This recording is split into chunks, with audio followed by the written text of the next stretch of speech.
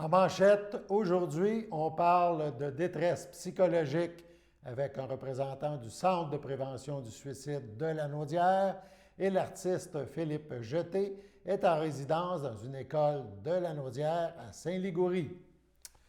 Donc, bonjour et bienvenue, messieurs, mesdames, à votre bulletin d'information du 29 janvier sur les ondes de CTRB, votre télévision locale et régionale. On débute tout de suite nos informations en parlant du CREL.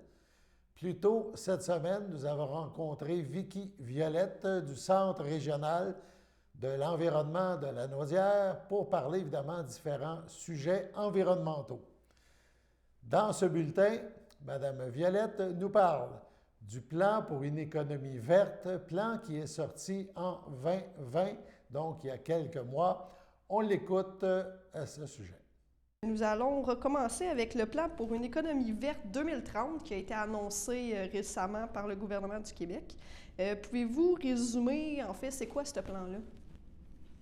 Oui, en fait, c'était censé s'appeler un plan de lutte au changement climatique au départ. Okay. Donc, fondamentalement, on va parler de lutte et d'adaptation au changement climatique, mais c'est intéressant pour la compréhension de plusieurs de parler d'économie verte. C'est très intéressant. C'est la première fois qu'on met autant d'argent au Québec dans la lutte pour le changement climatique.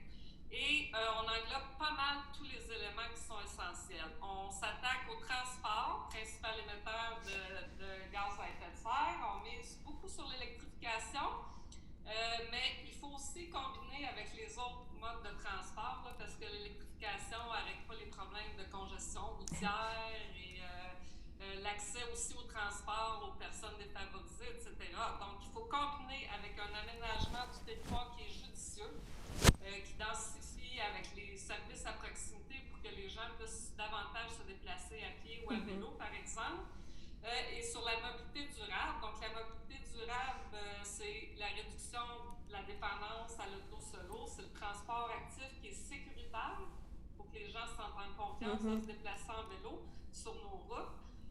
C'est un transport collectif et partagé, comme par exemple le covoiturage. D'ailleurs, on a une belle plateforme dans Lanaudière qui s'appelle Embarque Lanaudière. Vous voyez ici à l'arrière. Oui. Combine tous ces moyens de transport-là avec point origine-destination et ça vous donne des options possibles pour vous déplacer. Okay. On veut donc des milieux de vie sobres en carbone. Le transport des marchandises est inclus. Très intéressant aussi. Favoriser l'achat local, les circuits courts. Les circuits courts, c'est éliminer certains... c'est comme si je veux vendre directement à mon épicerie au lieu de passer par un réseau de distribution plus complexe qui amène plus de transport, par exemple. On veut des actions pour les industries, le chauffage des bâtiments, dans le fond, les processus industriels, là, Okay. qui demandent beaucoup d'énergie. Le chauffage des bâtiments, des mesures en foresterie, en agriculture, et aussi on invite beaucoup les municipalités à prendre part à l'action. Il y a différentes mesures, des réglementations, des campagnes de promotion, il y a toutes sortes de choses aussi comme l'exemplarité à l'interne pour une municipalité qui peuvent être des trucs à adapter quand même assez aisément dans la plupart des cas. On parle aussi d'adaptation au changement climatique parce qu'on n'aura pas le choix de s'adapter. Par exemple, quand on construit des ponts, des routes, des bâtiments, on veut tout de suite intégrer les bonnes mesures pour qu'ils soient adaptés au changement climatique qui vont s'accentuer avec le temps. On parle de protection des milieux naturels. Les milieux naturels sont importants, c'est des puits de carbone, ils captent du carbone, puis ils nous aident aussi à s'adapter au changement climatique, par exemple en réduisant les îlots de chaleur. Oui. Ce qui est bien intéressant aussi, c'est l'exemplarité de l'État pour mobiliser. Ça, c'est vraiment bien que ça soit inclus. Okay. On dit souvent, nous, municipalités, donnez l'exemple pour que vos citoyens embarquent aussi dans les comportements que vous voulez qu'ils adoptent, par exemple en gestion des matières résiduelles. L'éducation à l'environnement et à l'éco-citoyenneté essentielle pour changer les comportements. Il faut éduquer, mieux informer la population. Le processus d'amélioration continue est essentiel aussi. On veut revoir l'atteinte des objectifs tous les 5 ans et ça va être nécessaire là, parce que pour l'instant, on n'atteindra pas les cibles avec ce qu'il y a là, mais on veut s'améliorer. On se donne une place pour ça. Fait que ça, c'est bien.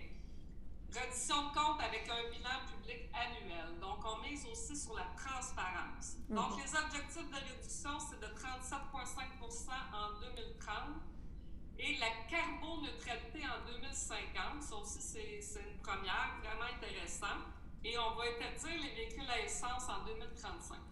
Donc, croyez-vous que c'est réalisable, tu sais, justement, là, vous dites que l'atteinte de la cible, on ne l'aura peut-être pas, là, mais croyez-vous quand même que c'est réalisable d'éventuellement faire ça? C'est réalisable dans l'optique où chaque 5 ans, le gouvernement se rajoute des moyens avec des indicateurs et des cibles.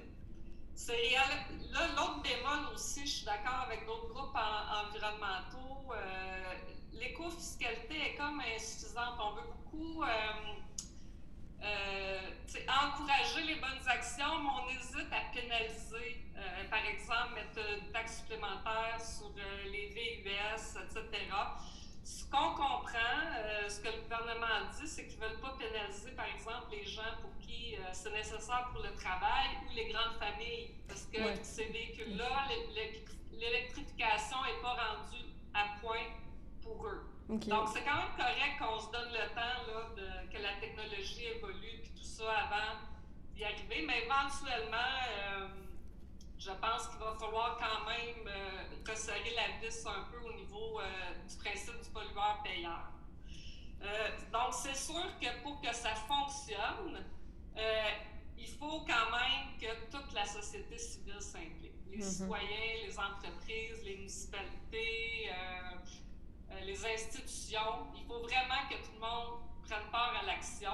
On a demandé au gouvernement d'agir. Là, il nous met un plan. Il faut que tout le monde embarque.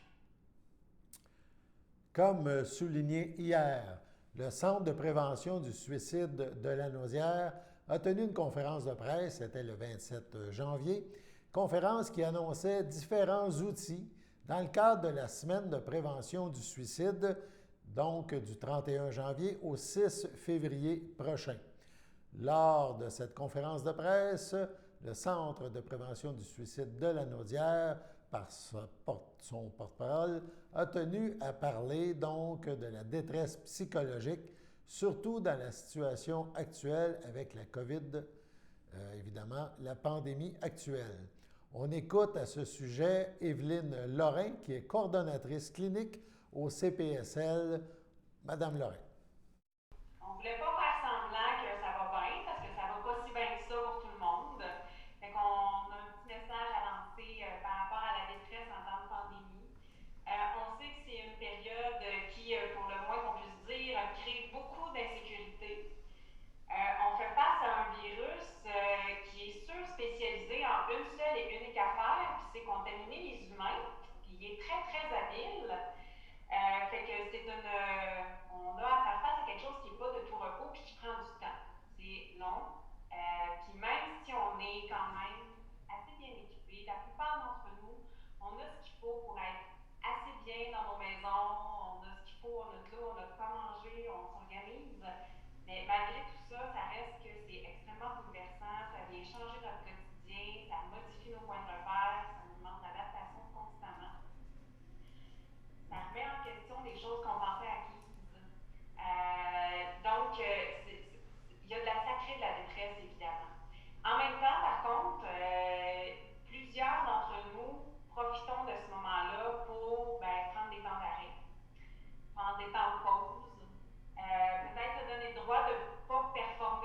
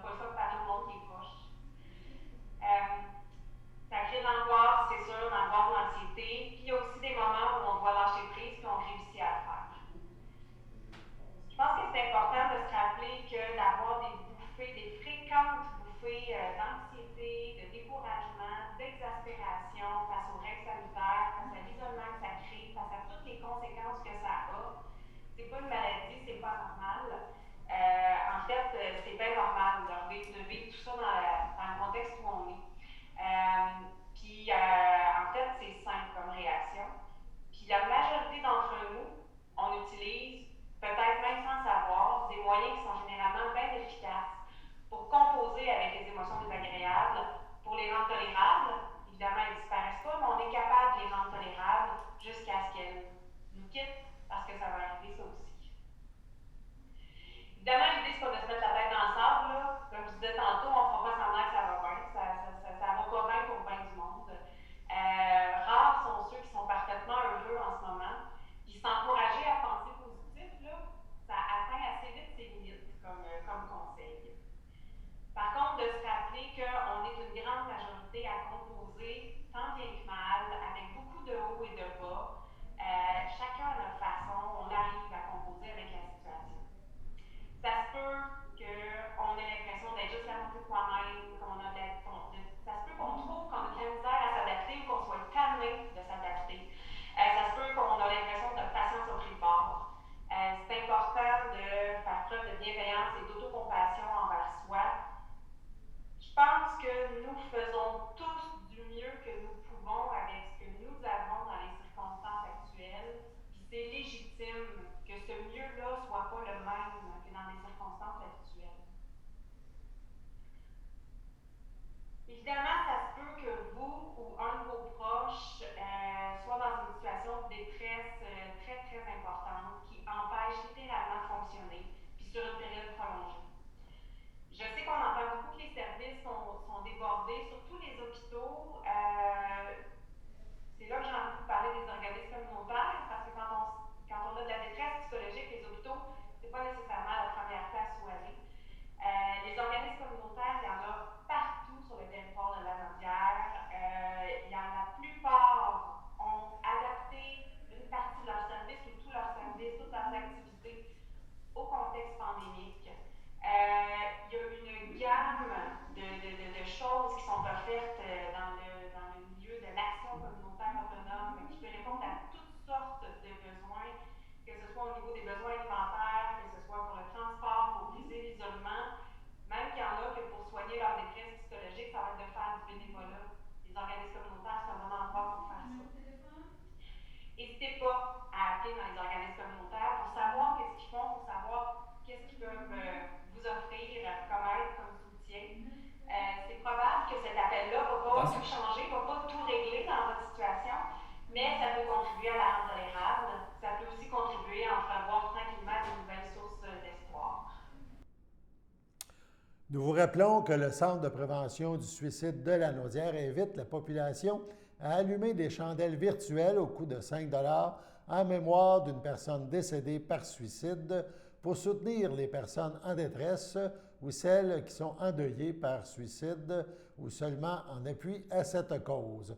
Pour allumer des chandelles virtuelles, rendez-vous sur le site donc cps-lanaudière.org.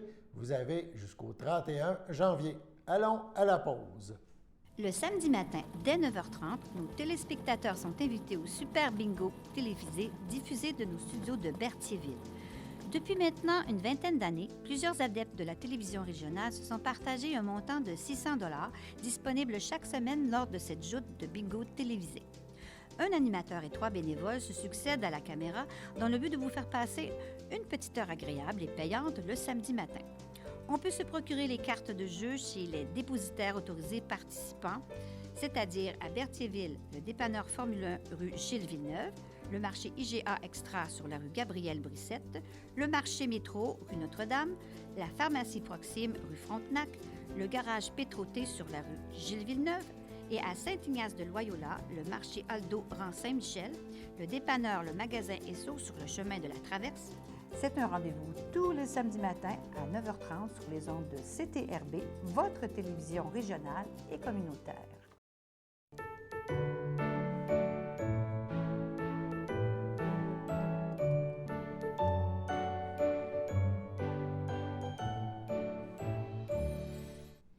Passons aux anniversaires. Pas d'anniversaire à signaler aujourd'hui, 29 janvier. Pour le 30 janvier, la FADOC de l'Île-du-Pas souhaite bonne fête à Thérèse Pagé et le Centre d'action bénévole d'Autrey à Nathalie Royer de Berthier. Pour le 31 janvier, dernière journée du mois, la FADOC de l'Île-du-Pas souhaite un heureux anniversaire à Denise Boutin et les filles d'Isabelle, le Cercle de Berthier, souhaitent bonne fête à Pierrette Coulombe. Si c'est votre anniversaire aujourd'hui, toute l'équipe de CTRB se joint à moi et vous souhaite bonne fête. On poursuit maintenant avec un artiste de la région, Philippe Jeté, un intervenant en tradition vivante. Philippe Jeté sera en résidence de création collective dans une école primaire. C'est à l'école Saint-Joseph à Saint-Ligory pour un nouveau projet. On écoute l'artiste. On a appris dans un communiqué que vous allez être en résidence de création collective à l'école primaire Saint-Joseph de Saint-Ligory. C'est une durée de 12 semaines, puis ça va commencer en février prochain. Puis c'est dans le cadre du projet Créer, s'approprier et partager une collection de traditions orales en Nouvelle-Acadie. Pouvez-vous me parler un peu de c'est quoi ce projet-là? Ben oui, en fait, c'est un projet qui s'inscrit dans le cadre du volet Une école accueille un artiste du programme La culture à l'école du ministère de l'Éducation. En fait, je vais être en résidence à l'école, donc 20 heures semaine, pendant 12 semaines. Je vais être à l'école avec les jeunes. L'idée de ce programme-là, en fait, c'est de créer avec les jeunes une œuvre. Moi, dans mon cas, vu que je suis médiateur culturel, intervenant en tradition vivante, mon but, c'est de faire le pont entre la tradition et puis les citoyens. Donc, je vais inviter les jeunes à être des mini-Philippe. Ils vont partir à la recherche de traditions dans leur communauté, de leur milieu, même de leur famille. Aller rencontrer leurs parents, leurs grands-parents, mais là, ça va peut-être être de façon virtuelle dans ce cadre-ci de la pandémie, pour accueillir leurs traditions en lien avec l'enfance. Que ce soit des berceuses, des comptines, des jeux, toutes sortes de traditions qu'on pense pas nécessairement, mais qui sont encore assez vivantes, mais qu'il y en a qui se perdent aussi. C'est pour ça que ça va permettre une transmission intergénérationnelle aux plus jeunes. Puis ensuite de ça, les jeunes de l'école vont avoir créé leur propre tradition, ils vont s'approprier leur collection de traditions et être invités à partager ça avec leurs amis, leurs membres de la famille, mais aussi avec d'autres classes de l'école. OK. Grosso modo, c'est à peu près ça le projet. Parfait. Puis là, est-ce que c'est juste une classe, comment je peux dire, un niveau, ou c'est, par exemple, plusieurs classes, plusieurs âges, ou... C'est une belle question. En fait, le projet est concentré davantage sur les 4e et 5e années du primaire. Okay. Parce qu'eux autres, ils sont assez vieux pour aller faire la démarche auprès des gens dans leur famille. Mais aussi, toutes les classes de l'école tous les élèves vont être invités à participer, même les profs. Moi, personnellement, je vais avoir à aller rencontrer des jeunes de l'école pour qu'ils me partagent leurs traditions. Mais les jeunes vont être invités à amener que ce soit un formulaire chez eux à faire remplir à leurs parents sur leurs traditions. Puis c'est une démarche qui se veut collective. C'est un projet qui est collectif par et pour moi, l'artiste, mais tous les élèves de l'école et puis la communauté de Saint-Ligory. Tout le monde est vraiment invité à y participer et à nous partager leurs traditions.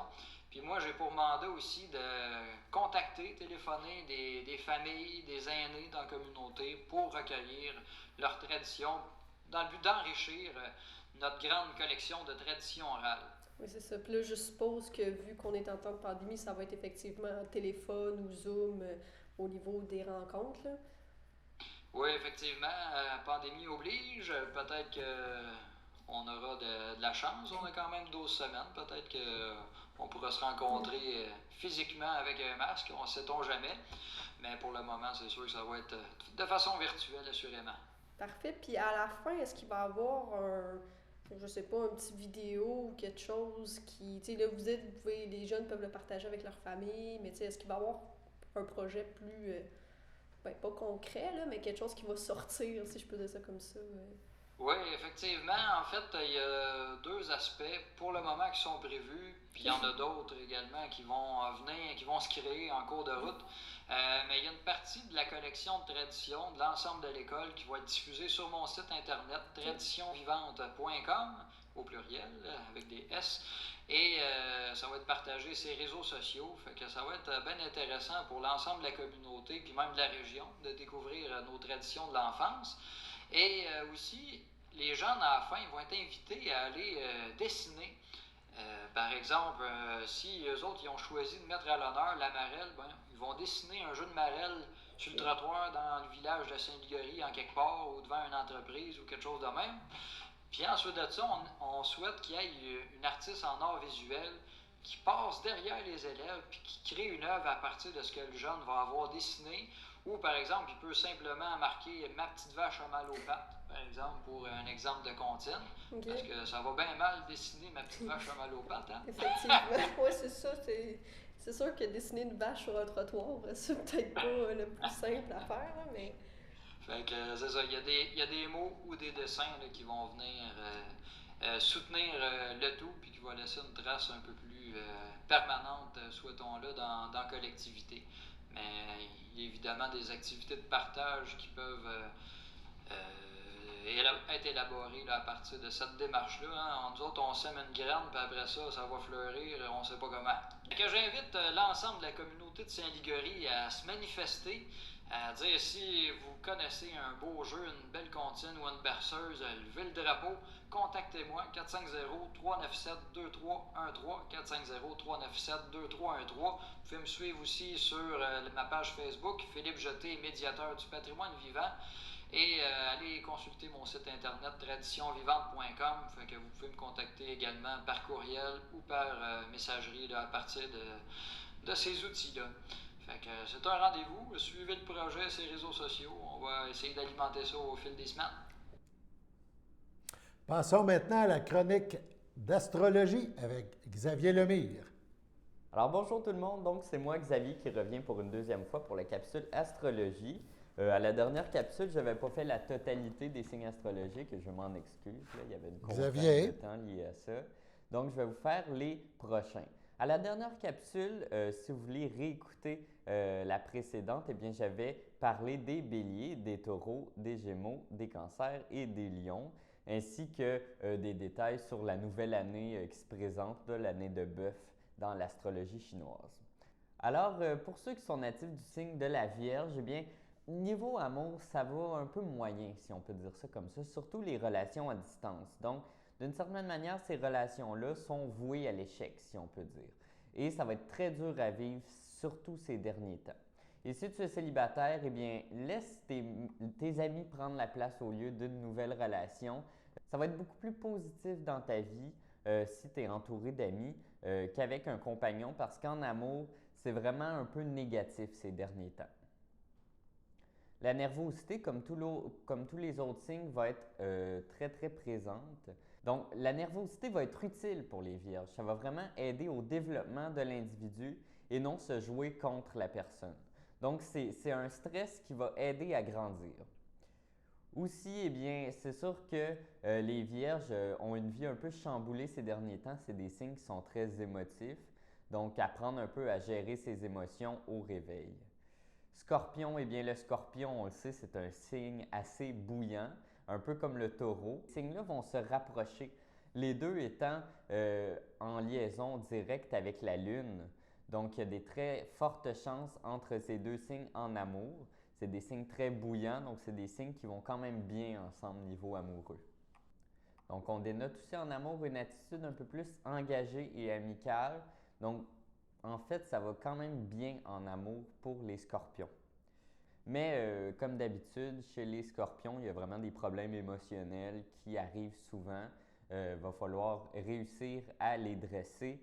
Et au travail, ça pourrait se corser parce que les scorpions étant très proches de leurs émotions, il pourrait y avoir des petits conflits au travail. Pour les sagittaires, eh bien, la relation avec l'entourage pourrait changer et grandir, surtout si on est dans des bonnes intentions. Ça signifie peut-être de jouer un rôle plus important au travail ou dans sa famille, adopter un rôle de leader. Au plan professionnel, il va falloir que le Sagittaire mette ses talents à profit pour améliorer ses compétences parce qu'il en est capable. Donc, le Sagittaire étant quelqu'un de très passionné, il va falloir qu'il mette cette passion à l'ouvrage et ça va vraiment l'aider au niveau professionnel. Allons maintenant à la pause. Sachez que vous pouvez nous faire part de vos commentaires, soit pour une annonce gratuite sur notre babillard ou toute autre suggestion en nous rejoignant par téléphone au 450-836-5103, 450-836-5103, ou bien par courriel tvcberthierville@hotmail.com, sur Facebook en écrivant Facebook CTRB. Et surtout, n'hésitez pas à visiter notre chaîne YouTube afin d'y retrouver une grande partie de notre programmation sur YouTube CTRB. Les émissions sont classées par catégorie, vous permettant de chercher moins longtemps. Vous pouvez aussi cliquer sur le rectangle rouge « S'abonner » pour être à l'affût des dernières émissions enregistrées.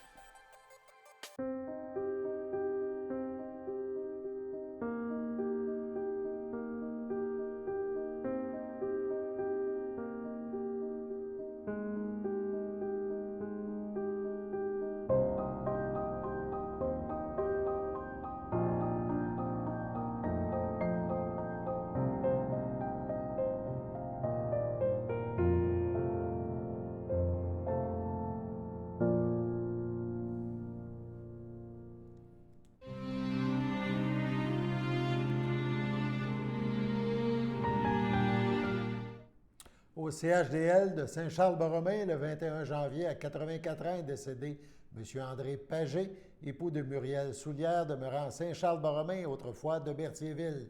Il laisse dans le deuil, outre son épouse, ses filles, Maryse Pagé, Denis Chaput, Nathalie Pagé, Sylvain Desjardins, ses petits-enfants, Guillaume, Marc-Antoine, Gabriel, Stéphanie Audrey et Pierre-Olivier, ses 5 arrière-petits-enfants, sa sœur, ses frères, beaux-frères et belles-sœurs. Donc, étant donné les circonstances dues à la COVID, la famille de M.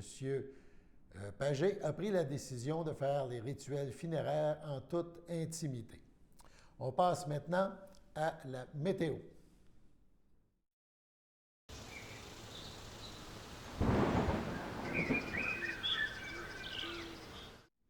Donc, cette nuit, passage nuageux, température moins 19, c'est frisquet.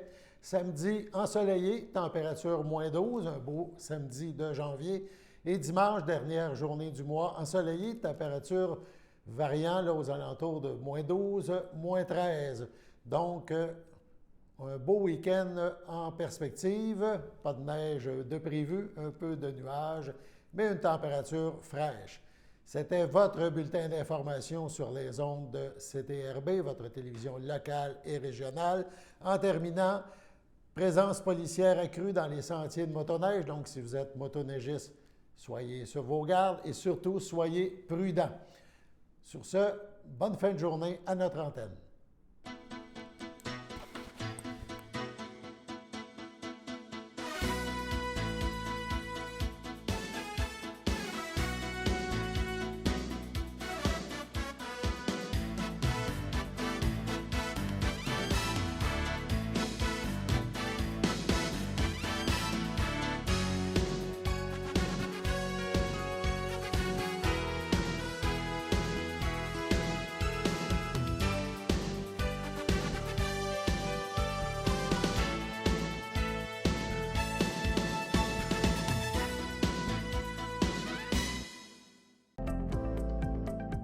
Les télévisions communautaires autonomes du Québec, ce sont les télévisions les plus importantes parce que